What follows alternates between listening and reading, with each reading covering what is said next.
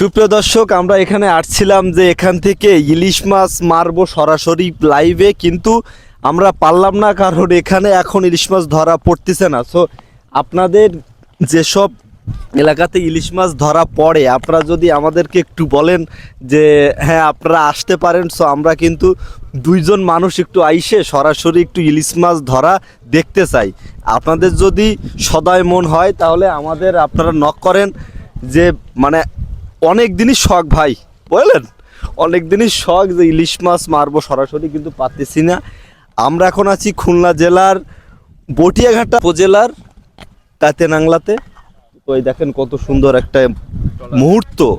তো আমাদের মূল ইন্টেনশন ছিল আমরা এখান থেকে ইলিশ মাছ ধরবো, কিন্তু কোনোভাবেই আমরা ম্যানেজ করতে পারলাম না, কারণ তারা নাকি অনেক রাত্রে যায়। তারা আপনারা আমার সাথে অ্যাড আছেন, যদি মাছ মারার সাথে সম্পৃক্ততা থাকে আপনাদের প্লিজ